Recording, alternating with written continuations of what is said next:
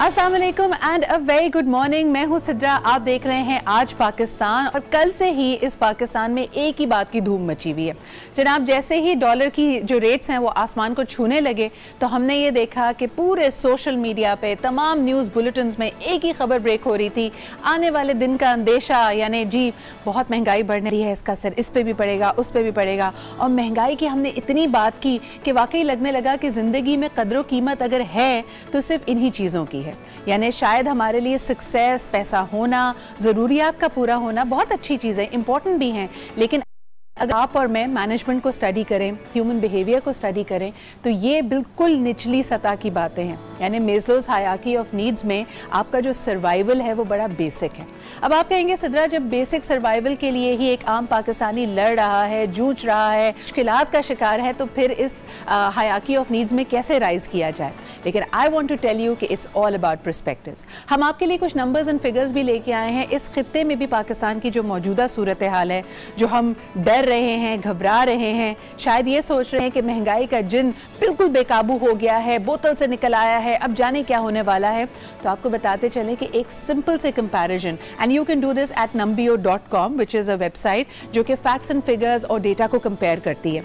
तो इस पर अगर आप जाके देखें तो कहा जाता है कि लंदन और लाहौर का अगर एक मुआवजा किया जाए तो जो स्टैंडर्ड ऑफ लिविंग आप लाहौर में 1,60,000 रुपए में मेंटेन कर सकते हैं अपने मंथली एक्सपेंडिचर में, उसी स्टैंडर्ड ऑफ लिविंग को आपको मेंटेन करने के लिए सिर्फ पाकिस्तानी रुपए में ही अगर बात की जाए तो तकरीबन 7.25 लाख रुपए आपको चाहिए लंदन में सर्वाइव करने के लिए। और ये तो चले आप कहें कि जी लंदन से सिद्रा कोई मुआवजा नहीं है, तो दूसरी तरफ अगर हमने इस खित्ते में भी देखा, उसके फैक्ट्स एंड फिगर्स हम आपको बताएंगे।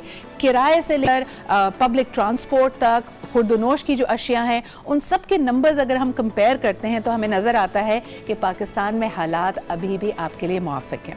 हाँ, ये बात ज़रूर है, अगर हम अपने गुज़िश्ता 6 माह से इसको कंपेयर करें या साल भर पीछे चले जाएँ तो हमें नज़र आएगा कि शायद हालात पहले बेहतर थे, लेकिन फिर हर गुजरते वक्त के साथ, हर गुजरते दिन के साथ हमें उसके साथ ही चलना है। एक और बड़ी इंटरेस्टिंग चीज़ अभी नज़र आती है, ख़ास तौर पे अगर आप घर की बात करें या प्रॉपर्टी की बात करें तो आपने अक्सर देखा होगा हमारे ड्राइंग रूम में कुछ इस किस्म की गुफ्तगू होती है, देखो फलाना प्लॉट आज कोई 2 करोड़ रुपए का मिलता है, लेकिन एक वक्त था कि यही चीज़ हमें 50,000 में मिल रही थी।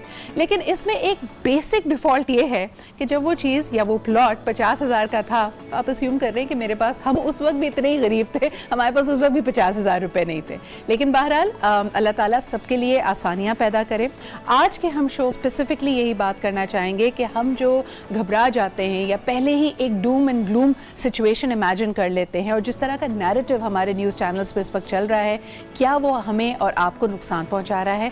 ख़ास तौर पे हमारा जो ओरिएंटेशन है, जो हमारा पर्सपेक्टिव टू लाइफ है, उसको हम किस हद तक नुकसान पहुंचा रहे हैं इस किस्म की नेगेटिव बातें करके। लेकिन negativity comes to earth easy. कल भी मैंने ये बात कही थी कि a thought, a belief system is nothing, कि वो एक ही सोच जिसको आप प्रैक्टिस कर लें और प्रैक्टिस कर करके बड़े अच्छे हो जाएं, उसके बारे में यकीन रखने के लिए। आज के हमारे शो में जहाँ ये सोल फॉर, ये फूड फॉर सोल था, इस सारी आप अपने जहन में ज़रा घुमाइए, तो हमने कहा ज़रा असली नाश्ते पे भी आ जाएं। बड़ा पहले तो बहुत बहुत शुक्रिया आपके फ़ीडबैक और रिस्पांस का। हमने आपसे कहा था कि अपनी नाश्ते की मेज़ भी हमें बताइए कि उस पर क्या कुछ सर्व कर रहे हैं, आपकी सुबह कैसे होती है और हमारे किस कंटेंट को आप लाइक कर रहे हैं। तो वो भी बहुत सारी चीज़ें हमारे पास आने शुरू हो गई हैं। लेकिन उससे पहले हम आपको लिए चलते हैं इस्लामाबाद मेलोडी पार्क, और हमारी रिपोर्टर, हमारी टीम मेंबर आयशा वहाँ पर मौजूद हैं, और देखते हैं वहाँ पर किस किस्म का नाश्ता सर्व किया जा रहा है। कोई वर्ल्ड रिकॉर्ड बना रहा है पूडियो में या क्या हो रहा है। अस्सलाम वालेकुम आयशा। वालेकुम अस्सलाम। क्या हाल चाल है आपके? और आपके पीछे तो मुझे बड़ी गहमा गहमी नजर आ रही है, हलवा पूरी मुर्ग छोले, एक टिपिकल पंजाबी नाश्ता हो रहा है वहाँ पे। जी सिरा, बिल्कुल। इस्लामाबाद की अगर बात की जाए तो इस्लामाबाद के लोगों की सुबह जो है वो सबसे पहले अखबार या खबरों से होती है, उसके बगैर तो उनकी सुबह नहीं होती। जैसे इस्लामाबादी जो हैं वो उठते हैं, वैसे ही वो तैयारी करते हैं, ऑफिस के लिए जाते हैं, लेकिन उससे पहले उनकी नज़र जो है वो या तो अखबार होती है या टीवी पे होती है। उसके साथ साथ नाश्ता जो है वो लेना नहीं भूलते, क्योंकि इस्लामाबाद के लोग अपनी सेहत के हवाले से बहुत कॉन्शियस होते हैं और अपनी सेहत का भी बहुत ज़्यादा ख्याल रखते हैं। इस वजह से नाश्ता किए बगैर तो ऑफिस नहीं जाते। लेकिन इस वक्त मैं मेलोडी फूड पार्क में मौजूद हूँ, और जैसा मेरे कम में देख सकते हैं, लोग लोग बहुत ज़्यादा इंजॉय कर रहे हैं नाश्ते को। और इस नाश्ते के टेबल पे सिर्फ खाना नहीं होता बल्कि यहाँ पर सियासी गहमा गहमी और तबसरे भी चलते हैं। इस्लामाबाद में जो कुछ हो रहा है, सियासी सरगर्मियाँ जो हो रही हैं, उसके हवाले से भी यहाँ पर खूब गहमा गहमी तकरार जो है वो लोगों के दरमियान में चलती हैं। मैं चाहूँगी कि यहाँ पे जो लोग मौजूद हैं उनसे आपकी बात भी करवाते हैं, उनसे पूछते हैं कि वो नाश्ता क्या लेना पसंद करते हैं। आप उनसे हमारी बात भी कराएं। आयशा, ये बताएं कि सर, महंगाई के बारे में बड़ी बातचीत हो रही है, तो यहाँ पे जो आम शहरी मौजूद हैं आज सुबह सुबह नाश्ते पे, क्या उनको भी ये परेशानी लाहक है कि पाकिस्तान में महंगाई बहुत बढ़ने वाली है? जी सिद्रा, ये तो हम उनसे बात करेंगे और उनसे पूछेंगे कि वो महंगाई के हवाले से क्या कहते हैं, नाश्ते के हवाले से क्या कहते हैं। मेरे साथ यहाँ पर एक लड़की मौजूद है, उनसे बात करते हैं। अस्सलाम वालेकुम। जी वालेकुम सलाम। अच्छा, ये मुझे बताइएगा कि सुबह सुबह नाश्ता करना, बाहर निकल के कैसा फील होता है? नाश्ते में क्या पसंद करती हैं? हाँ जी, नाश्ता करना बहुत अच्छा फील होता है। ज़ाहिर है सुबह सुबह प्लेजेंट वेदर होता है, उसके साथ नाश्ता भी मतलब अच्छी फीलिंग आती है बाहर बैठ के ना, अर्ली मॉर्निंग नाश्ता करना। और नाश्ते में मोस्टली जो है वो देसी नाश्ता, जैसे हलवा पूड़ी है, वही हम स्पेशली खाने यहाँ पे आए हैं। तो यहाँ पे आप हलवा पूड़ी जो है वो खा रही थी, बहुत एंजॉय भी कर रही थी। आप मुझे ये बताएं कितनी पूड़ियाँ खाई आपने? कितनी खाई? मैंने एक तो खा ली होगी पूरी। अच्छा, क्योंकि लड़कियाँ जो ज़्यादा डाइट कॉन्शियस होती हैं और ज़्यादा हैवी नाश्ता नहीं करती, इस वजह से इन्होंने सिर्फ 1 या 1.5 पूड़ी खाई है। कुछ लोग भी हमारे साथ मौजूद हैं। इसी तरह ये लाहौर से आए हुए हैं और ये एज अ गेस्ट यहाँ पर मौजूद हैं और इनके होस्ट वो सामने जो बैठे हैं वो कर रहे हैं। इनसे भी बात करते हैं, इनसे भी पूछते हैं। जी सर, अस्सलाम वालेकुम। वालेकुम। अच्छा सर, ये बताइएगा कि ठीक है आप यहाँ पे आपने नाश्ता किया, लेकिन डॉलर की कीमत बढ़ गई है और कहा जा रहा है कि महंगाई का तूफान आने वाला है, तो इससे नाश्ते पे तो कोई असर रहेगा? पाकिस्तानी कौम का ना सबसे बड़ा फेवरेट चीज़ क्या है? इंटरटेनमेंट हमारे पास क्या रह गई है? बाहर जाके खाना। चाहे डॉलर 200 का हो जाए 250 का, इस कौम ने, हम लोगों ने जब मौका मिलना है हमने आके अपने इस एक्टिविटी को एंजॉय करना है। और इसी तरीके से अभी हम लाहौर से आए हैं तो सबसे पहली हमारी एक्टिविटी क्या है, जहाँ से शुरू हो रही है, वो है एक अच्छा नाश्ता। और इसी नाश्ते के लिए हम सारे दोस्त यहाँ इकट्ठे हुए हैं और वो करते रहेंगे। जैसे कि सिद्रा, हम जानते हैं कि लाहौर के लोग जिंदा दिलान होते हैं, वो इस चीज़ की फिक्र नहीं महंगाई कितनी है क्या है। और कुछ और भी लोग मौजूद हैं, हम उनकी भी आपसे बात करवा देते हैं। Thank you so much for being with us और ये बताने के लिए। आप तो सुबह सुबह कहा पूरी के साथ ही अपने उनको डॉलर की कीमत पूछ ली, लेकिन वाकई ये हमारी जिंदा दिली है कि हमने कहा नाश्ता और ज़िंदगी तो ऐसी ही चलनी है, पूरी पे जोर ज़्यादा होना चाहिए, बाकी सब चीज़ें इंशाल्लाह ताला सही हो जाएंगी। अच्छा, ये तो वो लोग थे जिन्होंने आज इंजॉय करने के लिए अपने गेस्ट के साथ वो बाहर निकलें, लेकिन घर पे भी जो नाश्ता होता है, वो जो एक महफिल सी सजती है, जो टेबल पे साथ पूरी फैमिली बैठती है, वो भी मेरे ख्याल में पाकिस्तानी कल्चर का एक शेवा है। हमारे पास एक व्हाट्सएप पे वीडियो आई है, हमने आपको भी कहा है कि अगर आप चाहें तो आप अपनी वीडियो बना के अपनी सुबह अपना नाश्ता हमसे शेयर कर सकते हैं। So let's take a look कि ये वीडियो हमारे पास कहाँ से आई है। आई थिंक हमारे पास कराची से आई है ये। Let's take a look.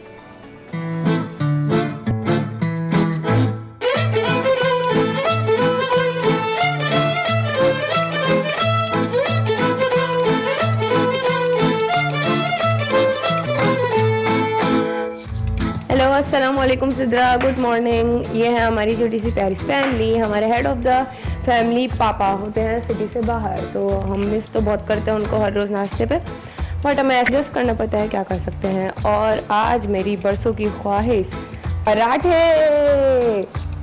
पूरे में। खैर, आप लोगों का सेगमेंट मुझे ये वाला बहुत अच्छा लगता है। आप लोग का मॉर्निंग शो बहुत प्यारा चल रहा है और न्यू ट्रेंड है। हम वहाँ तो आके ज्वाइन नहीं कर सकते, तो हम इसी तरह एडजस्ट करें। Thank you, bye. हम नाश्ता कर ले रहे हैं।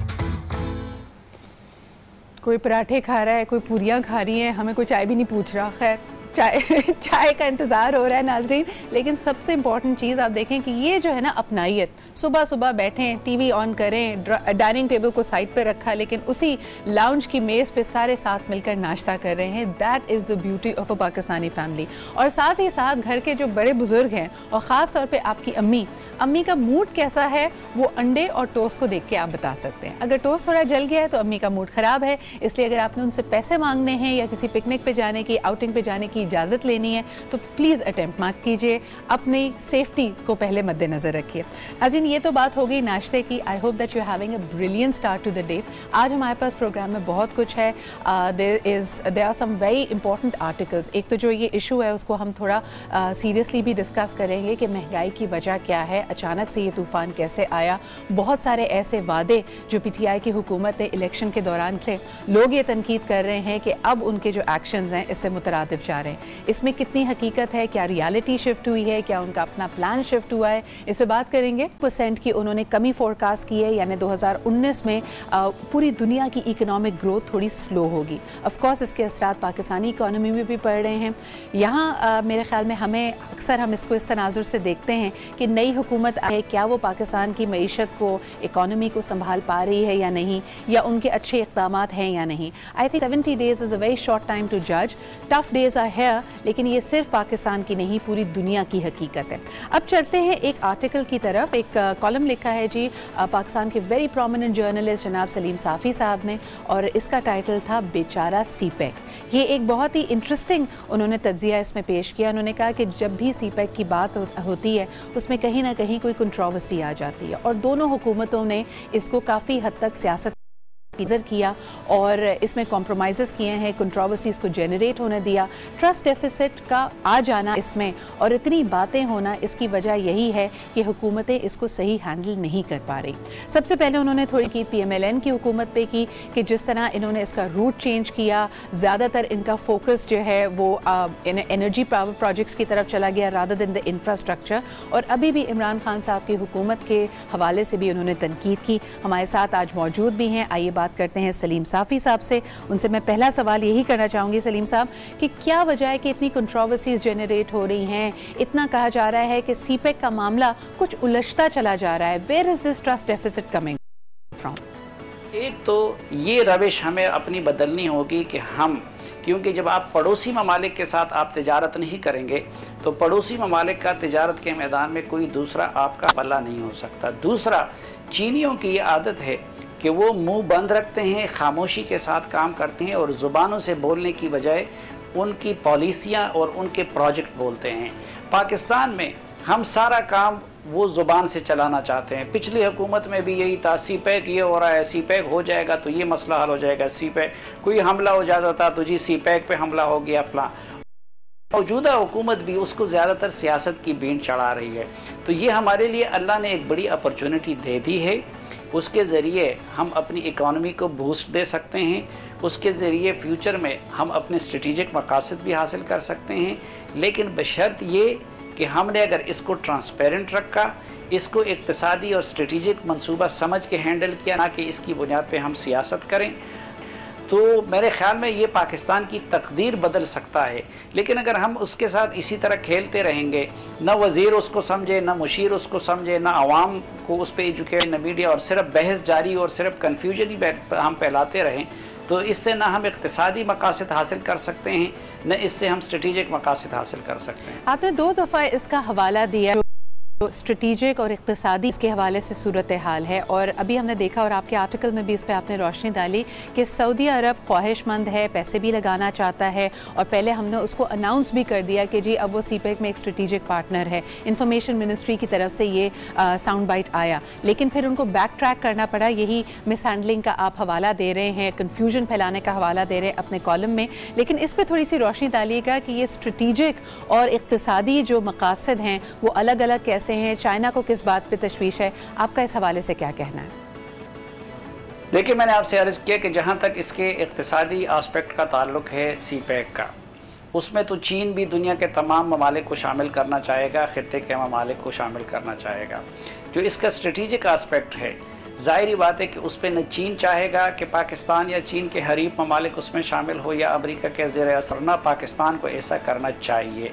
अब ये भी एक हकीकत है कि अमरीकियों को CPEC वो एक आंक नहीं भाता, इसी तरह इंडियन भी CPEC के स्ट्रेटिजिक पहलुओं से वो खौफज़दा हैं। तो ये जो हम खुद अगर इधर खामोशी के साथ अगर हम काम करते स्ट्रेटजी का, तो मेरे ख्याल में ना अमरीकियों के कान कड़े होते ना और कुछ होता। अब ये भी तो ऑब्वियस है कि अमरीकी पाकिस्तान और चीन के इस स्ट्रेटेजिक पार्टनरशिप को तोड़ने के लिए अपने तमाम हथियार इस्तेमाल कर रहे हैं। इसलिए FATF में भी वो इसको एक टूल के तौर पर इस्तेमाल करेंगे। वो पाकिस्तान को प्रेशराइज करेंगे कि उसमें तब पाकिस्तान को रियायत दी जाएगी कि वो चीन से दूर हो जाए। इसी तरह मेरे ख्याल में IMF जैसे इदारे भी ये शराइत रखेंगी। लेकिन ये हम अपने लिए खुद ये पंदे तैयार कर रहे हैं। जितना हम इसका गलगला बुलंद करते हैं, जितना हम इसके तनाज़ात इससे मुतालिक नहीं करते हैं, तो हम दुश्मनों को खुद मौका देते हैं। अभी जो एक इशारा दिया है, IMF की रिपोर्ट भी आई है जिसमें कहा जा रहा है कि अमेरिका की और चाइना की जो आपसी लड़ाई है, कहीं उसका नुकसान पूरी दुनिया को ना हो। हमने पहले भी देखा है कि पाकिस्तान की सरजमीन पे प्रॉक्सी वॉर्स लड़ी गई, अब ये इकोनॉमिक प्रॉक्सी वॉर की तौर पे हमारे सामने आई है। और बहरहाल पाकिस्तान में एक राय ज़रूर पाई जाती है जिसमें झुकाव है अमरीकी इकोनॉमिक एजेंडा को फॉलो करने का, उनकी पॉलिसीज़ को बेहतर मानने का। क्या आप समझते हैं कि इसका असर CPEC पे पड़ेगा और आने वाले दिनों में ये किस तरह शेप अप होंगी चीज़ें? नहीं, ज़ाहिरी बात है कि ये दावा तो बड़ी हद तक दुरुस्त है, क्योंकि पेज ही एक है और उस पेज पे हुकूमत भी है, मौजूदा हुकूमत। ये दावा मौजूदा हुकूमत का दुरुस्त है कि बेसिकली पॉलिसी का इन हवालों से मुतालिक वो हमारी इस्टेब्लिशमेंट ही मुतय्यन करती है। लेकिन ज़ाहिरी बात है कि एक अंडरस्टैंडिंग और हैंडलिंग और तजुर्बे का भी मसला होता है। बदकिस्मती ये है कि जो नई हुकूमत है वो अब भी कुछ स्ट्रेटेजिक और इक़्तिसादी मंसूबों को भी मुस्लिम लीग नून और नवाज शरीफ के आईने में देख रही है। हालांकि उनको ये तफरीक करनी चाहिए कि जो चीज़ें सियासत से मुतालिक है, ठीक है, उसमें वो जो भी करना चाहते हैं, लेकिन पाकिस्तान के इक़्तिसादी और स्ट्रेटेजिक मंसूबों को नवाज शरीफ पीपल्स पार्टी या मुस्लिम लीग के आईने नहीं देखना चाहते। और चूँकि इमरान खान साहब पहली मरतबा इस मनसब तक आए हैं तो शायद उनका अभी तजुर्बा भी नहीं है, तो इसलिए ये बाकी इदारों का भी फ़र्ज़ बनता है कि इस हवाले से उनको एजुकेट करें और ख़ुद उनका भी फ़र्ज़ बनता है कि इस मामले में वो अपनी स्पेशलिटी डेवलप कर लें। बहुत बहुत शुक्र सलीम साहब। और जो आपने हवाला दिया, जिस किस्म की तनकीद आ रही है, मेरे ख्याल में इसी तरह की जो प्रेशर बिल्डिंग है हम इंटरनेशनल मीडिया पे भी देख सकते हैं। कल फोर्ब्स मैगज़ीन में उनकी ऑनलाइन वेबसाइट पे एक आर्टिकल छपा, हवाला आपको यहाँ पे देती चलूँ। उन्होंने कहा कि पाकिस्तान के नौ मुंतखब होने वाले वज़ीर आज़म इमरान खान के सामने दो चॉइसेस मौजूद हैं। ख़ास तौर पे जिस तरह पाकिस्तान के बैरूनी कर्जे बढ़ते चले जा रहे हैं, अब वो या तो मलेशियन मॉडल पे चले जाएं या फिर श्रीलंकन मॉडल पे। अब ये दोनों मॉडल्स क्या हैं, इस आर्टिकल में बताता है कि मलेशिया में प्राइम मिनिस्टर महातीर ने दो बड़े चाइनीज़ प्रोजेक्ट्स को इस वक्त कैंसिल कर दिया है, उसको पोस्टपोन कर दिया है, क्योंकि वो भी यही समझते हैं कि मलेशिया की इक़्तिसादी सूरत हाल पे, उनकी इकोनॉमी पे इसका बोझ बहुत ज़्यादा पड़ेगा। दूसरी तरफ जो श्रीलंकन मॉडल की बात की गई तो वहाँ पे उनके पोर्ट का हवाला दिया गया कि जी कर्जे श्रीलंका ने भी लिए थे, लेकिन जब उनकी अदायगी ना कर सका तो 99 साल के लिए एक तरह से वो पोर्ट उन्होंने चाइना के हवाले कर दिया, उनकी मिल्कियत बना दिया।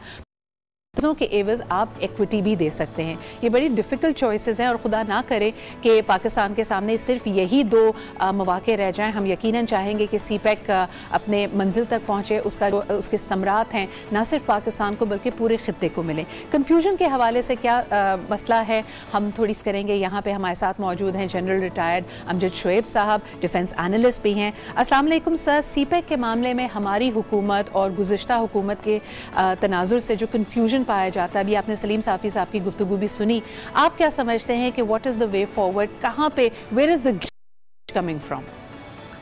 देखिए सिद्रा, ये थोड़ा सा कॉम्प्लिकेटेड ज़रूर है, लेकिन इतना भी नहीं कि हम इसको समझ नहीं सकते। इसमें वन बेल्ट वन रोड बिल्कुल एक ऐसा स्ट्रेटेजिक प्रोजेक्ट है जो पूरी दुनिया में उन्होंने चाइनीज़ ने लॉन्च किया है। उससे सिर्फ आप ये नतीजा अखज़ कर सकते हैं कि अगर कोई मियां नवाज शरीफ या कोई इमरान खान क्लेम करे कि वो CPEC पाकिस्तान में लेके आए और क्रेडिट उसको जाता, तो वो नहीं है। ये चाइना का स्ट्रेटेजिक प्रोजेक्ट है और यहाँ पे लॉन्च हो गया।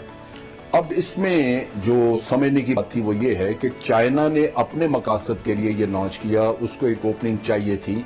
जो अमेरिका उसके खिलाफ कंटेनमेंट की पॉलिसी लेके आए हुआ है, उसको रद्द करने के लिए वो एक्सेस चाहता है इंडियन ओशन तक। अब वो हमने उसको दे दी, लेकिन इसको अपने लिए मुफीद बनाना वो हमारा काम था कि हमने सोचना था कि इसके लिए हमने क्या करना। उसमें सबसे इंपॉर्टेंट चीज थी इकोनॉमिक जोन जो हम बना रहे हैं, और इकोनॉमिक जोन जो है, स्पेशल इकोनॉमिक जोन जिनकी हम बात करते हैं, ये वो जगह हैं जहां आप इंडस्ट्री लगाएंगे।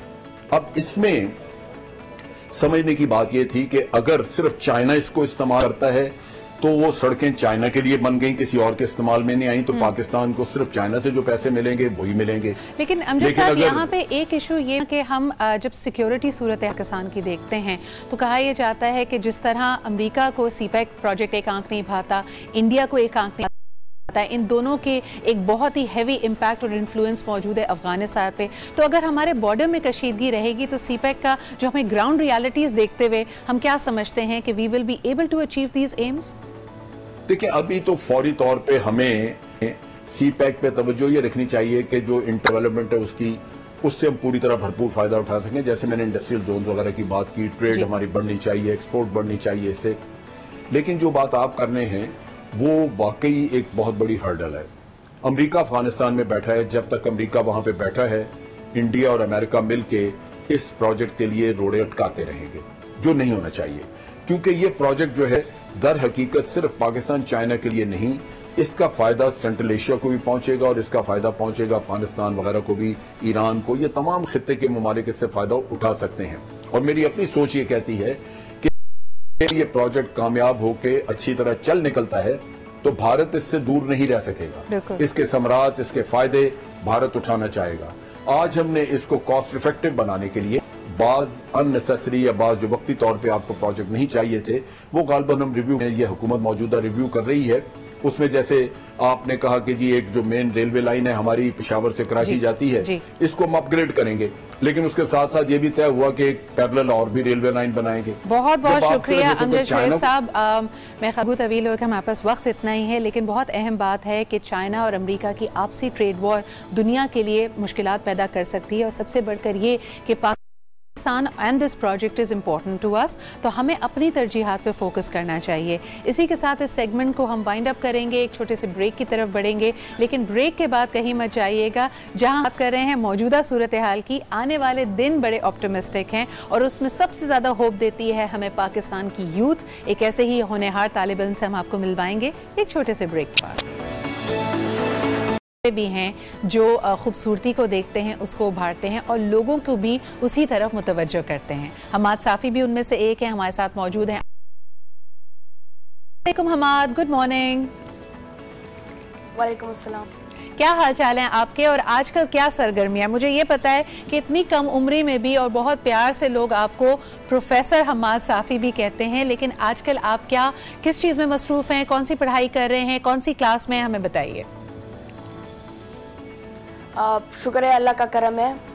और आजकल जो है मेरी एक्टिविटीज़ ये हैं कि ज़्यादातर जो यूनिवर्सिटीज़ है, जो सेशंस है, प्रोग्राम्स होते हैं, समिट्स हैं, उसमें मुझे इनवाइट किया जाता है, और जो मीडिया शोज़ होते हैं उसमें मुझे इनवाइट किया जाता है। और मैं अभी जो है स्टडी पर अपना फोकस दे रहा हूँ, अपनी लर्निंग पर ज़्यादा फोकस दे रहा हूँ ताकि मैं ज़्यादा से ज़्यादा नॉलेज हासिल कर सकूँ। तो इतनी कम उम्र में जो आप इतने एतमाद के साथ, कॉन्फिडेंस के साथ लोगों को ये बताते हैं कि ज़िंदगी के बड़े बड़े मसलों से कैसे निकलना है या हिम्मत नहीं हारनी, तो लोग आपको कभी पलट के नहीं कहते कि बेटा अभी तो आपको पता ही नहीं है ज़िंदगी में क्या मुश्किलें भी आती हैं? किस तरह आप उनको इतना इंस्पायर कर पाते हो? यस, लोग ज़्यादातर मेरे सेशंस में भी मुझसे सवाल पूछते हैं कि मोटिवेशनल स्पीकर वो बंदा होता है, एक मतलब मोटिवेशनल स्पीकर बनने के लिए ज़िंदगी की एक ख़ास लिमिट होती है और ज़िंदगी के कुछ मराहलों से, एक्सपीरियंसेस से गुजरना पड़ता है, तब जाके आप एक मोटिवेशनल स्पीकर बनते हो, लोगों को मोटिवेट करते हो, लोगों को जो है रास्ता बताते हो कि सही और गलत में फ़र्क क्या है। तो लोग मुझसे ज़्यादा ये सवाल करते भी हैं, तो मैं उनको ये जवाब देता हूँ कि मैं मोटिवेशनल स्पीकर कम इंस्पिरेशनल स्पीकर ज़्यादा हूँ। मतलब मैं लोगों को इंस्पायर कर रहा हूँ, अपने मुआशरे को, अपनी सोसाइटी को, अपने मुल्क को, बल्कि पूरी दुनिया को मैं इंस्पायर कर रहा हूँ। आपके मतलब 11 साल की उम्र में एक बच्चा इतने बड़े मकाम पर पहुंच सकता है, वो हजारों लोगों के सामने बातें कर सकता है कॉन्फिडेंस के साथ,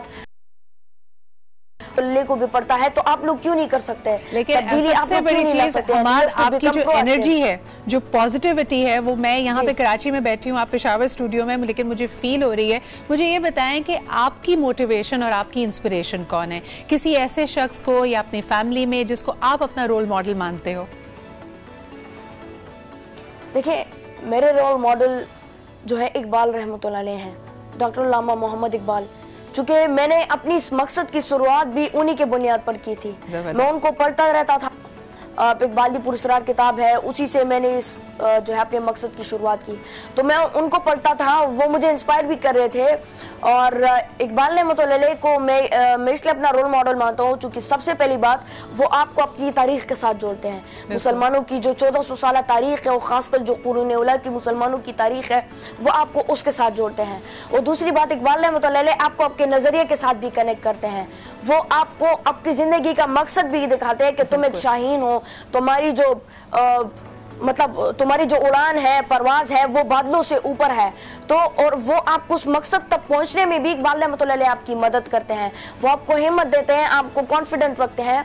वो आपको कहते हैं कि आपने कभी हार नहीं मानी, नेवर गिव अप, और वो जो मकसद की तरफ हमारा रुझान होना चाहिए, वो बिल्कुल आपने सही कहा कि कोई ना कोई इंस्पिरेशन होती है। It's very heartening to know कि आप 11 साल की उम्र में अल्लामा इकबाल को पढ़ते हैं। वैसे तो हम और मैं मेरे ख्याल में तमाम ही लोगों ने बचपन में बहुत सारी उनकी पोइट्री जो बच्चों के लिए होती है, उठो बेटा और बाकी सब चीज़ें हमने पढ़ी हैं, लेकिन अनफॉर्चुनेटली उस तरह उस पर अमल पैरा नहीं हो पाए। And it's very brilliant that you are doing that. लेकिन हमाद मैं ये भी जानना चाहूँगी कि आपके क्लोज फ्रेंड्स कौन है? जब इंसान इतनी कम उम्री में इतनी मकसद की तरफ बढ़ता है तो अक्सर ऐसा होता है कि आपके जो हम उम्र लोग हैं उनसे दोस्ती वैसी नहीं रह जाती, वो आपको अपनी एज से ज़्यादा मैच्योर और वाइज समझने लगते हैं। तो आपके दोस्त हैं या सबको लगता है कि आप बहुत भारी भरकम बातें करते हैं?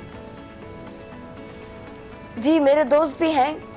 मेरी एक डिपार्टमेंट है सुपर किड प्रोग्राम, और उसका मैं चूँकि हेड भी हूँ, तो उसके अंदर मेरे जितने भी स्टूडेंट हैं वो सारे जो हैं 6 साल के भी हैं, उसमें 12 साल की भी है, 13 साल के भी हैं। तो वो उनको मैं पढ़ाता भी रहता हूँ, और पढ़ाने के बाद जब फ्री टाइम मिलता है तो मैं उनके साथ फुटबॉल भी खेलता हूँ, क्रिकेट भी खेलता हूँ, और उनके साथ जो है मैं स्विमिंग भी करता हूँ, हम क्रिकेट भी खेलते हैं, घूमने भी जाते हैं, इस्लामाबाद कभी सफ़र पे भी जाते हैं। तो मेरे दोस्त भी हैं। अच्छा हमाद, आप शरारती हो? आपने कभी किसी के साथ कोई ऐसी शरारत की हो जिसकी वजह से वो आपसे खफा हुए हों, अम्मी अब्बू के साथ या किसी बड़े के साथ घर में? जी, शरारत तो मैं थोड़ी थोड़ी करता हूँ, थोड़ी और ऐसी शरारत चूँकि जी ऐसी शरारत मैंने कभी नहीं की कि जिससे मुझसे कोई खफा हो गया। अच्छा, यानी किसी का दिल ना दुखे, लेकिन इन लाइटर जेस्चर उनके साथ रहते हो। अच्छा, अम्मी से ज्यादा क्लोज हो या अपने वालिद साहब से? अम्मी से ज्यादा क्लोज। अम्मी से ज्यादा क्लोज। और कितने बहन भाई हैं आपके? अब मेरे एक बड़ा भाई है और 4 बहनें हैं। अच्छा, तो सब तो प्रेशर में आ जाते होंगे कि माशाल्लाह तुम्हारी वजह शोहरत भी है, लोग इतना तुम्हें पसंद करते हैं। ऐसा तो नहीं होता कि कहते हो कि भाई हमाद की वजह से अब हम पे भी प्रेशर है कि हमने भी बड़ी वाइज बातें करनी है, कुछ करके दिखाना है? बहन भाइयों से किस तरह का रिलेशनशिप है? और उनके साथ भी बहुत अच्छा है, और उनके साथ भी बहुत ज़्यादा क्लोज है। मतलब उनके साथ भी बैठना, उनसे भी सीखना, उनके साथ भी बातें करना, उनके हवाले से भी, उनकी ज़िंदगी के हवाले से भी पूछना, तो उनके साथ भी क्लोज रिलेशन है। अच्छा हमारा, जब आप जाते हो लोगों को लेक्चर्स देने के लिए और इतनी बड़ी उम्र के या टीनेजर्स या अर्ली 20s में लोग होते हैं, तो उनके जहन को या उनसे इंटरेक्शन के बाद आपकी क्या समझ में आता है कि उनका सबसे बड़ा मसला क्या है? कहाँ पे वो अपने आप को कंफ्यूज पाते हैं? देखिए, चूँकि ज़्यादातर मैं यूनिवर्सिटीज़ में जाता हूँ, उसको कॉलेजेस में जाता हूँ, तो स्टूडेंट्स के पास मैं ज़्यादा होता हूँ।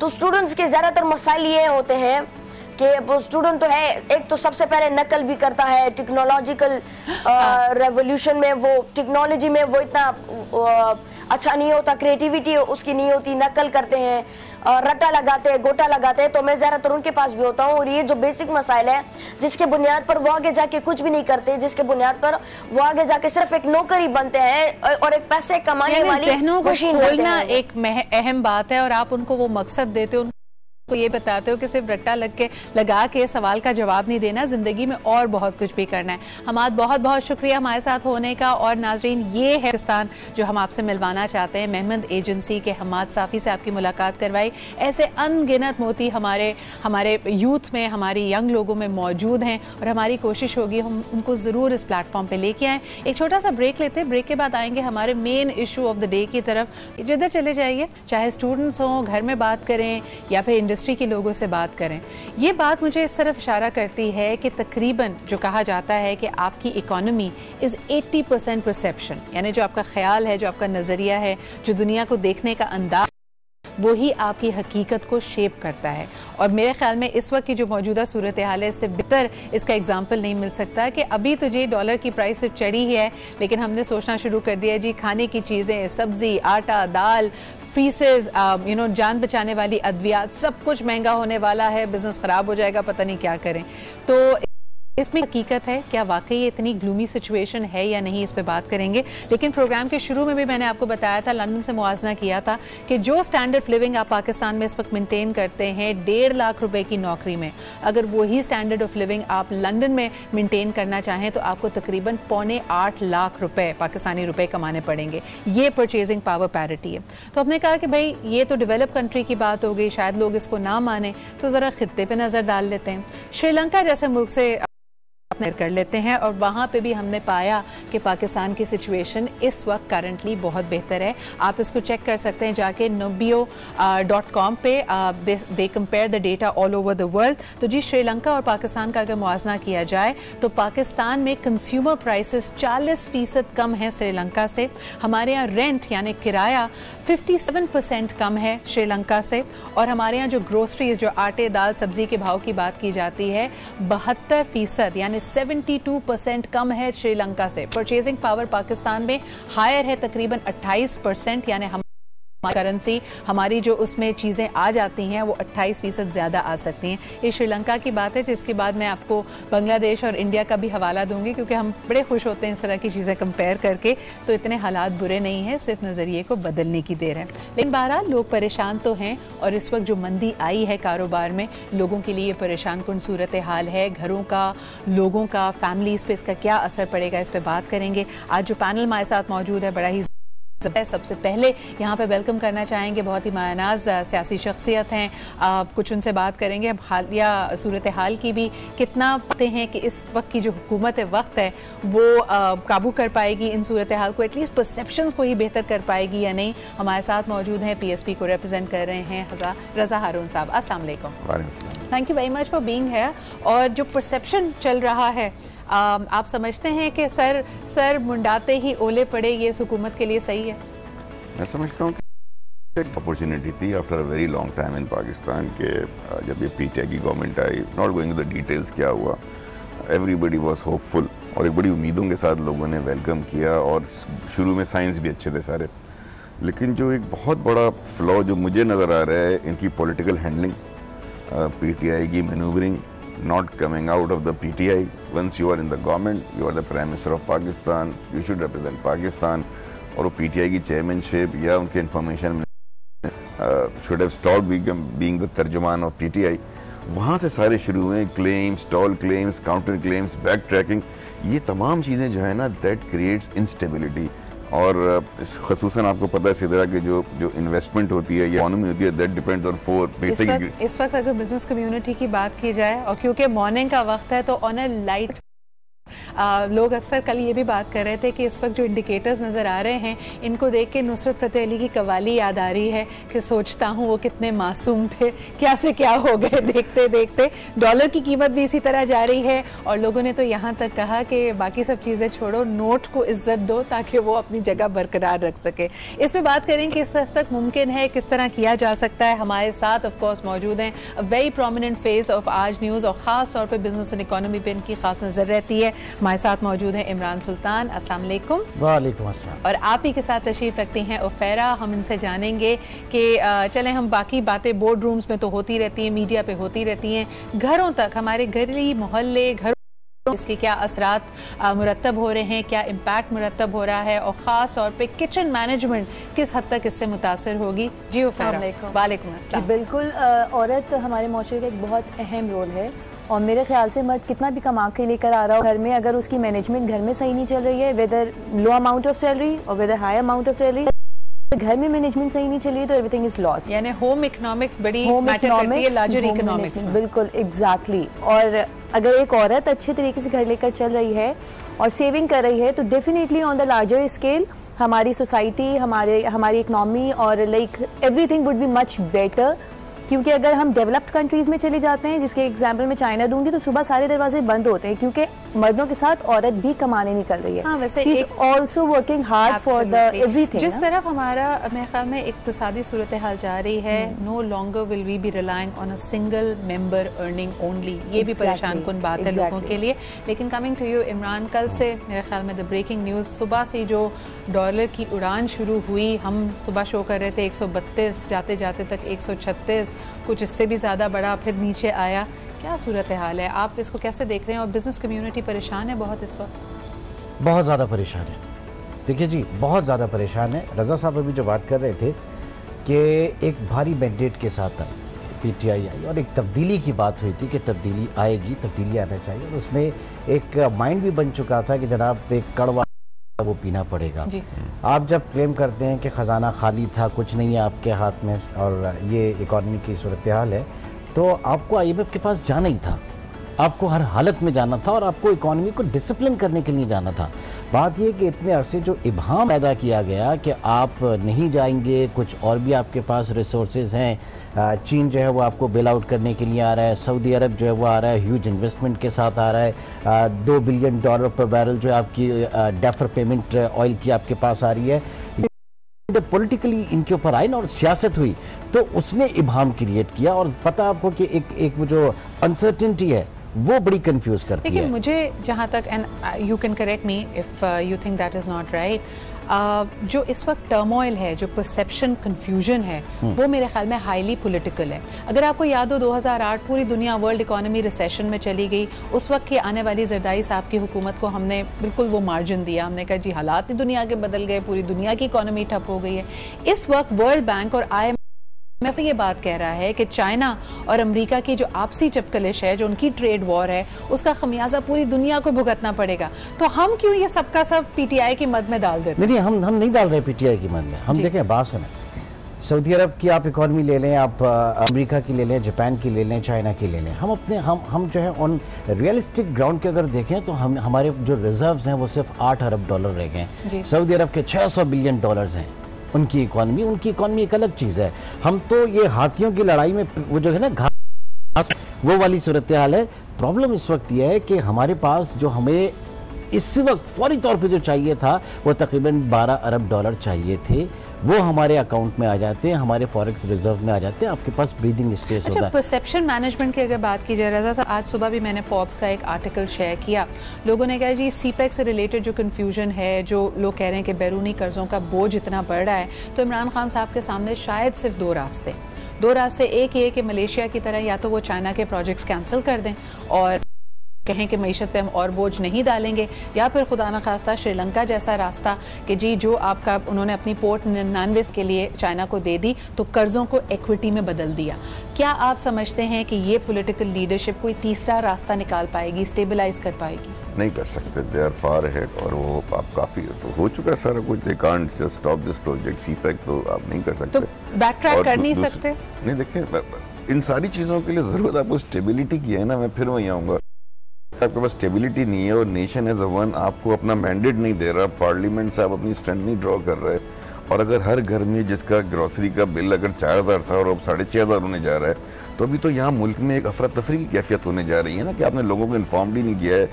अब जो बिल आएगा उसमें गैस का बिल, बिजली का बिल एक आम सारिफ के लिए, और दूसरी बात उसका जो घर की ग्रोसरी है सबसे बड़ी जो बात कर रही थी, जो अभी खातून खाने ने परेशान होना है अपने हस्बैंड के साथ कि भाई ये, और वो 2500 एक्स्ट्रा कहाँ से ला कर देगा? ये तो हर घर का प्रॉब्लम होने जा रहा है। लीडरशिप के तौर पे आगे आना चाहिए था, वो नहीं कर सके।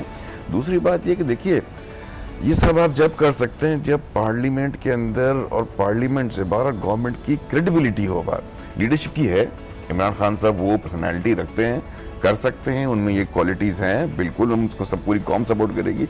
लेकिन ये खुदा के वास्ते हम ये वाली शक्ल देते ना कि तू डाकू मैं चोर, सारे वजीर आजम चोर थे हमारे, पिछले वजीर आला हमारा चोर है, ये वजीर भी चोर है, आने वाले भी चोर हैं, तो फिर बाहर वाला बैठ के बोलता है कि यार क्या ये सारा मुल्क ऐसा ही है क्या? तो आप अपनी इमेज ठीक करें और कंसेंसस डेवलप करें। अच्छा फैसला कल मैंने सुना खान साहब का कि उन्होंने कहा कि पार्लियामेंट को और अवाम को एतमाद मिलेंगे। यही तो करना है आपने, और ये खुदा के वास्ते एक काम करें, हर वक्त मीडिया पे आना अच्छा नहीं है। हर वक्त मीडिया के जरिए लोगों को इंटरेक्शन में लाना ठीक है, पार्लियामेंट है भाई। लेकिन आप ये नहीं देख रहे जाए वहाँ पे फैसले करें। जितनी अपनी उनकी इन्वॉल्वमेंट थी ना, एक प्राइम मिनिस्टर ऑफिस आप एक्सपेक्ट करते हैं कि मुख्तलिफ दिन है, जैसे जी नेशनल रेजिलियंस डे है, पेरेंट्स हैं, लोगों के पास मिलना मिलाना, उन्होंने तो खुद तमाम अपने मिनिस्टर्स को भी बासवाए of course the finance and the foreign minister कहा कि पहले 100 डेज तक कोई इस तरह के फॉरेन ट्रिप्स नहीं होंगे, गैर ज़रूरी अपीयरेंसेस नहीं होंगी। So he is trying to focus. शायद तनकीद भी ज़्यादा हो रही है, आप नहीं समझते? तनकीद का इशू नहीं है, देखें ना जी, उनको तो इस चीज़ इलेक्शन नहीं लड़ रहे, हो चुका, आप जा चुके, इनके बाकी सब लोगों को भी समझ आएगी। अब आपकी दुश्मन नहीं है, वो आपकी पार्टनर है in the parliament. Politics is the art of यार डायलॉग। भाई आप बैठे हैं, बातचीत करें, सिवाय पार्लियामेंट से स्ट्रेंथ ड्रॉ करने के नेशन के, और नेशन को कॉन्फिडेंस में लेकर के देखिए लोग तैयार हैं, लोग एक वक्त खाना छोड़ देंगे, पेट पे पत्थर भी बांध लेंगे, प्रोवाइडेड उनको ऑस्टेरिटी भैंसों की शक्ल में और गाड़ियों की शक्ल के अलावा ऊपर उनको स्टेबिलिटी, नेशन के लीडर्स एक जगह नजर आए। मैं समझता हूँ कि स्टेबिलिटी का इशू है। मीडिया पे प्रेस कॉन्फ्रेंसेस के जरिए ऐलानात ना करें, क्योंकि जो आप ऐलान सुबह करते हैं, मिसाल के तौर विफाकी वजीर है, उन्होंने कल बड़ा अजीब सा बयान दिया कि डॉलर शायद 140 हो जाएगा। आपको पता है शायद 140 हो जाएगा, तो फर्क क्या पड़ना है? और शायद इस तरह की कयासराइयों से फौरी तौर पे बताएंगे जिनकी बात कर रहे हैं कि 140 हो जाएगा। एक तो ये स्पेकुलेशन नंबर 1, स्पेकुलेशन की वजह से डिमांड बढ़ती है, इस पे हम डिटेल से बात करेंगे। Imran, I want to come to this in more detail. एक छोटे से ब्रेक की तरफ मुझे बढ़ना पड़ रहा है। एक बहुत बड़ा पॉलिटिकल ब्लंडर होगा on part of the sitting government अगर वो कंसेंसस नहीं कर पाएगी, इस पे भी बात करेंगे, खास तौर पे इकोनॉमिक। आज पाकिस्तान बात कर रहे हैं महंगाई की, हमने कहा कुछ कंपैरिजन्स किए जाएं, श्रीलंका से मुआवजा किया था, अब जरा भारत की तरफ एक नज़र डालते हैं। पाकिस्तान में जी कंज्यूमर प्राइसेस थोड़ी सी ज़्यादा हैं इंडिया से, इस बात में शक नहीं है। 3 यानी 0.3% हम देखते हैं कि पाकिस्तान में जो कंज्यूमर प्राइसेस हैं वो थोड़ी बढ़ी हुई हैं। लेकिन अच्छी खबर ये है, अगर दूसरे एरियाज़ में देखा जाए, किराए की खुसूसन बात की जाए, रेंट इंडिया की निस्बतन 15% पाकिस्तान में कम है, और ग्रोसरीज की प्राइसेस यानी जो अशिया हैं खुर्दनोश की, उसकी भी प्राइसेस तकरीबन 8% पाकिस्तान में कम है। लेकिन ये चीज़ें बावर नहीं होती हमारी वैसी जो इस वक्त परेशानी का आलम है, क्योंकि पाकिस्तान में चाहे फेस्टिव सीजन हो, रमज़ान में हम देखते हैं प्राइसेस बढ़ती हैं, दोबारा नीचे नहीं आती, और जो कंज्यूमर प्राइसेस कहीं भी जाते को भी इम्प्लीमेंट कराने का हमारे पास शायद कोई तरीका नहीं होता। तो एक आम सारिफ के लिए ये मुश्किलात हैं, और all the way to the top अगर हम कहते हैं कि सरमायादार और जो कैपिटलिस्ट हैं वो भी इस वक्त काफ़ी परेशान हैं। हमें अब ज्वाइन किया है प्रोग्राम में डॉक्टर सलमान शाह साहब ने भी, उनसे भी जानते हैं। He has been an adviser on these matters for very long time, also has held the office of a minister. अस्सलाम वालेकुम डॉक्टर साहब। जी वालेकुम अस्सलाम। सर, इस वक्त कंसेंसस नजर नहीं आ रहा तमाम पॉलिटिकल जमातों का, खुसूसन हुकूमत वक्त का, ऑपोजिशन का, कि पाकिस्तान की इकोनॉमिक डायरेक्शन क्या होगी, और इसलिए हमें ऐसा लग रहा है कि शॉर्ट टर्म में पाकिस्तानियों के लिए, अवाम के लिए कोई रिलीफ नहीं है, बल्कि हालात और शायद मुश्किल हो जाएं। क्या आप समझते हैं कि ये एक दुरुस्त एनालिसिस होगा? देखें इकोनॉमी के ऊपर कंसेंसस आना बड़ा मुश्किल काम होता है, क्योंकि ऑब्वियसली जो ऑपोजिशन है उसका एक व्यू पॉइंट होता है, उसने गवर्नमेंट की पॉलिसीज़ को अपोज करना होता है। गवर्नमेंट का रिस्पॉन्सिबिलिटी है कि वो एक सही डायरेक्शन ले और एक सस्टेनेबल डायरेक्शन में चले, और इकोनॉमिक डेवलपमेंट और प्रॉस्पेरिटी जो है वो गवर्नमेंट के डोमेन में आती है जी। हाँ, ये ज़रूर है कि हमें डिसरप्शन की तरफ नहीं जाना चाहिए। एट उस पॉइंट पे हमारी जो बातचीत है वो मुल्क के पार्लियामेंट्स में और डिस्कशंस थिंक टैंक्स में, और ये इस तरह से बातचीत बहुत जरूरी है। लेकिन डॉक्टर साहब क्या आप ये नहीं समझते कि कंसेंसस हो जाएगा? जी डॉक्टर साहब, क्या आप ये नहीं समझते कि यूजुअली जो आउटगोइंग गवर्नमेंट होती है, और पाकिस्तान के सामने अभी 2 हालिया टर्म्स इस तरह के रहे हैं, वो जो अपना आखिरी बजट बनाती है उसमें ऐसा लगता है कि सियासी मसलहत को ज़्यादा सामने रखा जाता है, और आने वाली हुकूमत हमेशा ये कहती है कि शायद ये टफ डिसीजंस अगर पहले ले लिए जाते, सब्सिडीज रिमूव हो जाती, गैसेस और बाकी चीज़ों की प्राइसेस पहले बढ़ा दी जाती, तो हमें ये मुश्किल इक़दामात नहीं करने पड़ते। ये इसमें आप कितना वजन देखते हैं? इसमें आई थिंक खासा वजन है। 2-3 चीज़ें हो सकती हैं जिसकी वजह से एक नई गवर्नमेंट जब आती है तो उसको मुश्किलात नज़र आती हैं। एक तो ये है कि जो प्रीवियस गवर्नमेंट के जो कंटिन्यूइंग लेगेसी है उन इश्यूज़ के साथ उसे डील करना पड़ता है। और ये बात आपने सही कही कि इलेक्शन से पहले अगर कोई बजट आता है तो वो बजट कोई इस किस्म का होता है कि वो इलेक्शन जीतने के लिए अपने फील गुड किस्म का बजट बनाते हैं। और कई बार ये भी होता है कि आप over a long period of time गलत पॉलिसीज़ भी करते जाते हैं और उसकी एक्यूमुलेशन भी होती है।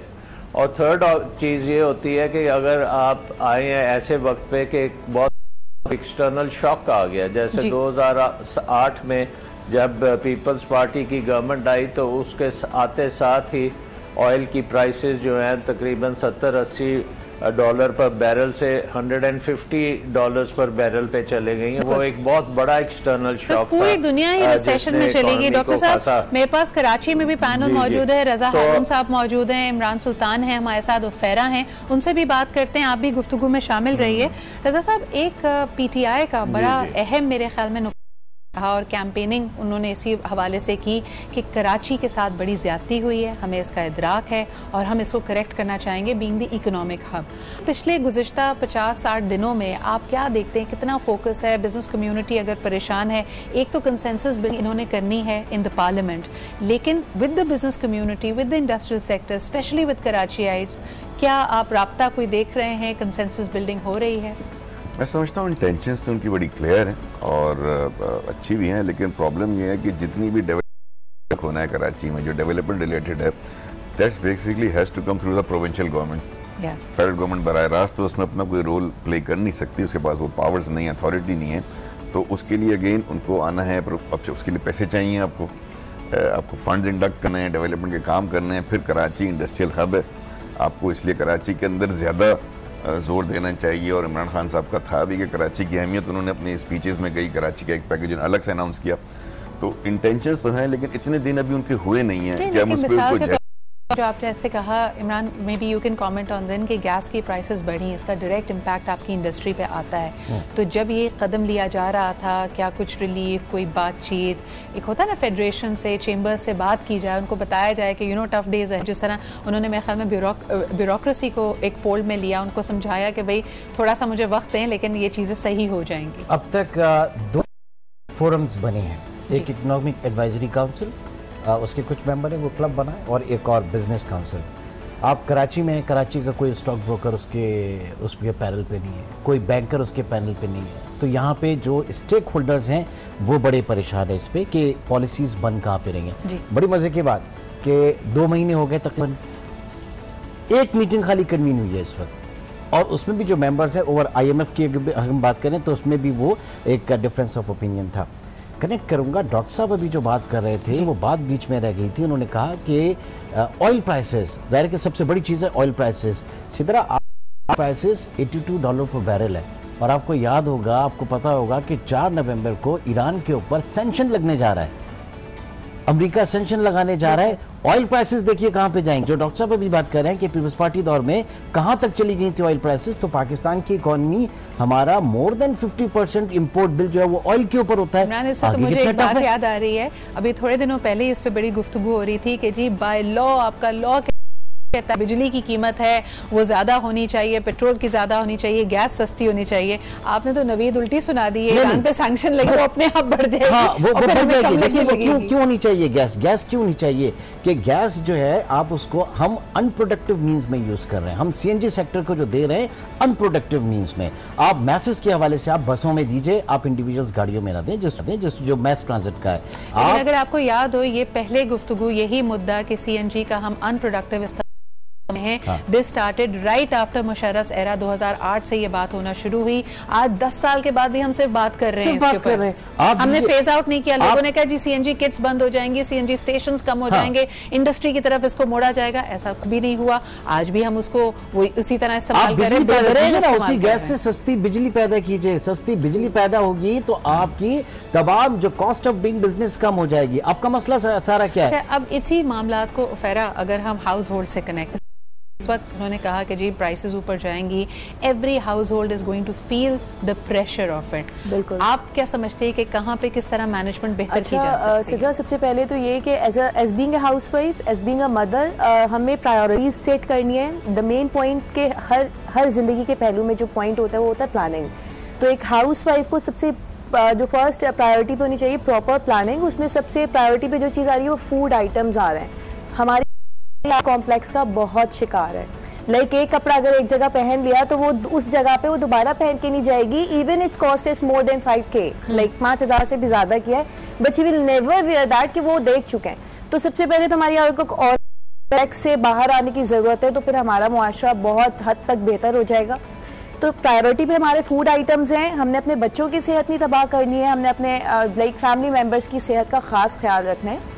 तो उसको किस तरीके से मैनेज करना है, क्या चीज़ ज़्यादा बेहतर है, everything should be in the kitchen, सही है, उसको प्रॉपर मैनेज करना है, फूड वेस्ट नहीं होना चाहिए। जी बिल्कुल फेरा, I think small things can really go a long way. एक बात तो ये है कि ठीक है जी, बिजली की, गैस की, अशिया की कीमतें बढ़ रही हैं, लेकिन हमें अपने इर्द गिर्द भी देखना चाहिए कि हम उनको इस्तेमाल किस तरह से कर रहे हैं। हमने अभी भी देखा है कि पानी, पूरी दुनिया में बात हो रही है, हमने खुद डैम फंड कायम कर लिया, लेकिन हमारे यहाँ आज भी लोग दांत ब्रश करते हुए नल अगर खुला हुआ है तो पानी उसी तरह बहता रहता है। So these are small that you really need to now pay attention to, क्योंकि ये हमारे लाइफ टाइम्स में ही हुआ है। अगर आप बचपन में याद करें, आप रेस्टोरेंट्स में जाते थे, जग टैप वाटर का आपको दिया जाता था, आप उसी से पानी पीते थे, लेकिन अब bottle water has become a reality. आप उस पर टैक्स भी देते हैं। एक छोटी बोतल 15 रुपए की भी कुछ रेस्टोरेंट्स में जाके खरीदते हैं। ये हमारे लिए लम्हा फिक्रिया है। एक ब्रेक लेते हैं, ब्रेक के बाद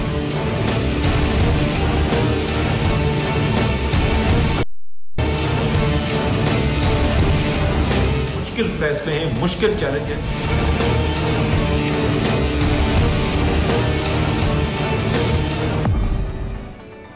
जी जनाब, मुश्किल फ़ैसले हैं, लोगों को लग रहा है महंगाई का तूफ़ान आएगा। The good thing is leadership लोगों को कॉन्फिडेंस में ले रही है, मीडिया पे आके इस पे बात कर रही है, लेकिन फिर मीडिया पे उन पे तनकीद भी उतनी ही हो रही है। जो बाकी अपोजिशन जमातें जिनको साथ लेके चलना है कंसेंसस बिल्डिंग के लिए, ऐसा लगता है कि उनसे दूरी अभी भी बनाई रखी है। And again all the analyst, इसके अलावा जितने पॉलिटिकल पार्टीज़ के नुमाइंदेगान हैं, वो बार बार यही कहते हैं कि इस तरफ तवज्जो देने की ज़रूरत है। लेकिन लेट्स कम बैक टू जो हमने शुरू में बात की कि हम मुआवजा कर रहे हैं इसी रीजन से। पाकिस्तानियों को जी बड़ा शौक़ होता है, हम में से कई लोगों की फेवरेट डेस्टिनेशन है दुबई जाकर हमें वेकेशन करना बुरा नहीं लगता, लेकिन वहाँ पर जो लाइफस्टाइल है, सड़कें, मॉल्स, उसको देख के हम काफ़ी इम्प्रेस भी हो जाते हैं। लेकिन अगर लाइफस्टाइल को और यही अगेन वहाँ के जो ज़रूरत ज़िंदगी है उसको अगर हम कंपेयर करें, it is way more expensive. Consumer prices 150% ज़्यादा हैं दुबई या यूएई में। अगर आप रेंट को कंपेयर करें तो 700% वहाँ 7 गुना ज़्यादा आपको रेंट देना पड़ेगा किसी भी उस जगह को मेंटेन करने के लिए जो आप पाकिस्तान में जिसमें रहते हैं। एंड लास्टली वहाँ पे तकरीबन 100%, बल्कि एग्जैक्टली 112% ग्रोसरीज यानी अशिया खुर्दनोश भी ज़्यादा महंगी हैं। परचेजिंग पावर उनकी बेहतर है, लेकिन इसके बावजूद कि वो 200 टाइम्स बेटर परचेजिंग पावर है, आप देख सकते हैं कि लाइफस्टाइल मेंटेन वहाँ पे भी महंगाई है। इन सब चीज़ों को बार बार आपको बताने का मकसद ये है कि जितना हम कंप्लेन कर रहे हैं, जो हमारा परसेप्शन है कि शायद जो ना the other side the grass is greener on the other side, ऐसा बिल्कुल नहीं है। पाकिस्तान में हालात बेहतर हैं, लेकिन हाँ, हमें और के ऊपर पॉलिसीज़ के ऊपर फोकस करने की ज़रूरत है। सलमान साहब, आपके पास वापस आना चाहूँगी। डॉक्टर साहब, ये बताइएगा कि CPEC के हवाले से भी काफ़ी मेरे ख्याल में थोड़ा बहुत कन्फ्यूजन का शिकार हो रही हैं चीज़ें। लोग ये कह रहे हैं कि मुश्किलात आएंगी। कई चीज़ें ऐसी थी जिसको गुज़िश्ता हुकूमत को कहा जाता था कि इसकी थोड़ी सी वजाहत कीजिए, वो उस वक्त डिटेल नहीं आई। तो क्या आप समझते हैं कि CPEC भी एक ऐसा प्रोजेक्ट है जो as a problem, as a challenge inherit किया है इस हुकूमत ने? आई थिंक एक बात तो बड़ी क्लियरली आपने बात की कि पॉलिसीज़ जो हैं वो लास्ट गवर्नमेंट की उनकी लेगेसी इस वक्त हम रहे हैं, और उन पॉलिसीज़ में सबसे इम्पॉर्टेंट पॉलिसी उनकी पावर पॉलिसी थी। और पावर पॉलिसी में हमने देखा कि जो रिफॉर्म्स चाहिए थी वो बिल्कुल नहीं हुई, और जो नई पावर लगाई भी गई है, जो पावर स्टेशंस आए हैं वो बड़े एक्सपेंसिव आए हैं, और तकरीबन जो कोल के ऊपर सारा कुछ डाला जा रहा है वो हमें पता है एक ऑब्सोलीट भी है to a certain extent. But the bottom line is कि power is very expensive for Pakistan. और पाकिस्तान में आप देखेंगे इंडस्ट्री जो है, आपकी एक्सपोर्टर्स जो हैं, वो उनका मेन कंप्लेंट ये है कि जो है उनके लिए बहुत महंगी है। 30% of the production cost is energy cost, और उसको अगर आप दुनिया के मुकाबले में डबल या 60-70% ज़्यादा एक्सपेंसिव रखेंगे, more expensive than India, more expensive than Bangladesh, China और हमारी जो रीजनल कंपटीशन है, तो जाहिर है कि आपकी एक्सपोर्ट्स इंडस्ट्री जो है वो नहीं खड़ी हो सकेगी। सो एक तो बात ये है कि ये जो इस वक्त हमारा इशू है ये होम ग्रोन इशू है हमारी पॉलिसीज़ की वजह से। अच्छा, और एक तो हम उसी ज़िमन में ये सीपैक भी जी बिल्कुल आप अपनी बात जो उसके ऊपर भी जी सीपैक जो है वो बहुत ही पाकिस्तान के लिए एक इम्पॉर्टेंट प्रोजेक्ट है।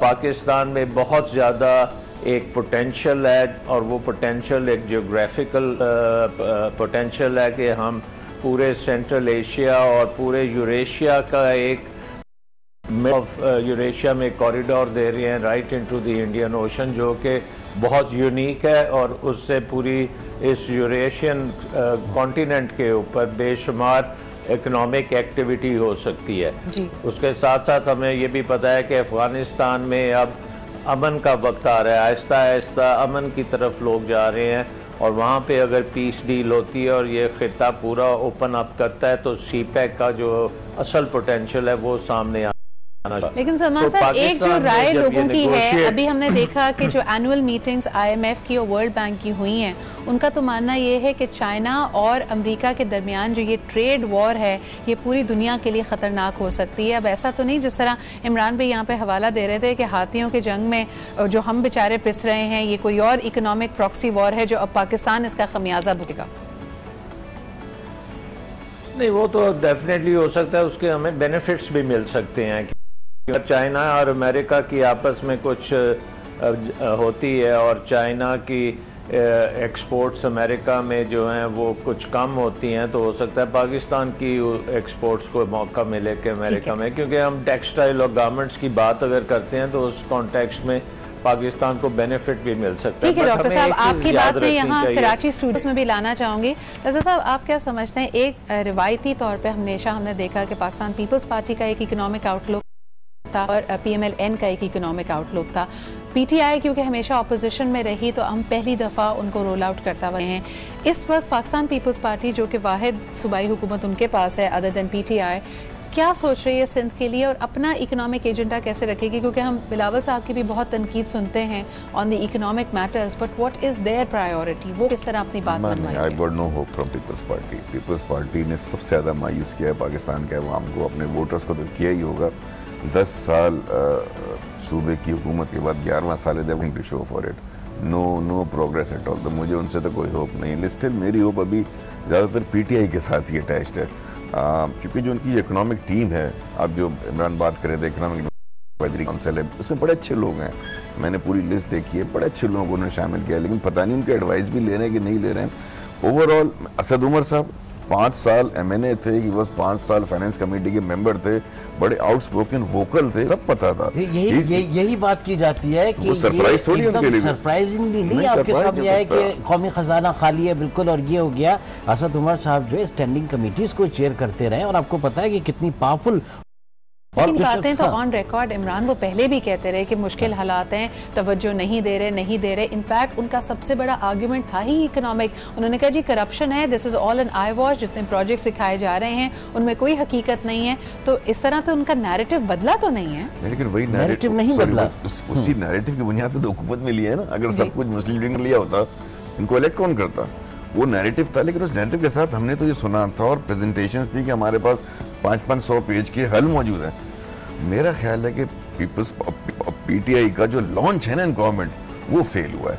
अभी उनके पास वक्त है। फेल हुआ या फेल कराया गया? Because it feels like everybody is criticizing मैं ये कह रहा हूं 54 दिन ज्यादा नहीं होते, इतनी होप ना क्रिएट करें 54 दिन में। 5 साल गवर्नमेंट करनी है आपने, तो इजी हो जाए, सुकून से बैठ जाए। ये मीडिया होने भी तो नहीं देती, छोड़ना छोड़े और काम एक्सपेक्टेशंस इसलिए ज्यादा बड़ी सिद्रा कि 100 डेज प्लान आपने ही दिया था। एक्सपेक्टेशंस इसलिए ज्यादा बड़ी ना कौन की, और जो नारा आप लेकर आए थे एक्सपेक्टेशंस उसलिए ज्यादा बड़ी।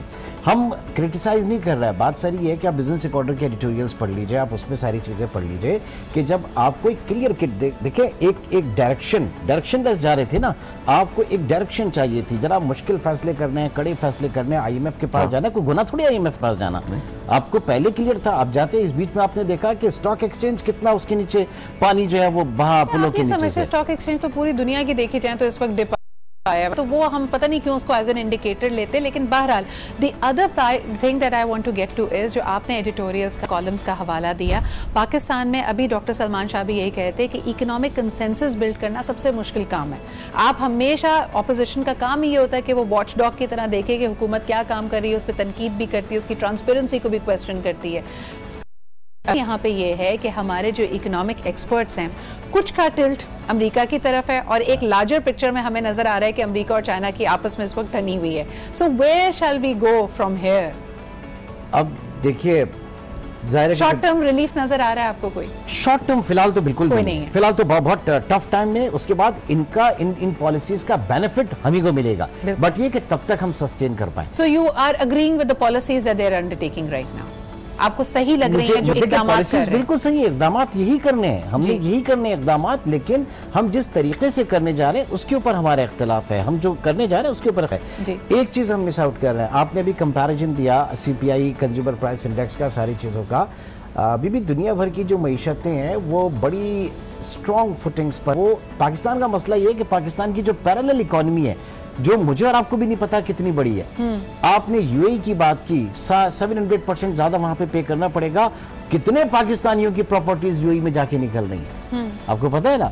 आप अगर सिम को वेरीफाई करने जाते हैं, 14 करोड़ सिम्स में से 2.5 करोड़ सिम आपको जो है वो खत्म करना पड़ता है। अनडॉक्यूमेंटेड इकोनॉमी कितनी बड़ी है? अनडॉक्यूमेंटेड इकोनॉमी है, तो उसको सही करने के लिए जब 50 दिन में इतने डिफिकल्ट किस्म के जब स्टेप्स लिए जाते हैं, टफ लिए जाते हैं, वो भी हमें मंजूर नहीं है। मुआवजा करने का यहाँ पे असल मकसद ये था, the grass is not greener on the other side of the belt. अगर आप यहाँ पे भी मेहनत करें और थोड़ा समझदारी से चलें, आप चीजों को बेहतर कर सकते हैं, but don't fall into this negativity trap. अभी हमारे तमाम एक्सपर्ट्स यही कह रहे हैं कि जो स्टेप्स लिए जा रहे हैं बिल्कुल यही स्टेप्स लेने, थोड़ी सी तकलीफ आएगी, वक्ती तकलीफ आएगी, उसको बर्दाश्त करें। इसी के साथ अपने तमाम गेस्ट का शुक्रिया अदा करना चाहूंगी for being here. Doctor Salman Shah ने भी हमें लाहौर से ज्वाइन किया, मेरे कराची का पैनल, बहुत बहुत शुक्रिया यहाँ मौजूद होने का। कल आपसे दोबारा मुलाकात होगी इसी तरह की टॉप स्टोरीज के साथ। We are trying to keep the content meaty. आपका फीडबैक भी हमें दरकार होगा, जरूर मुझे भेजिएगा। कल तक के लिए इजाजत, खुदा हाफिज़।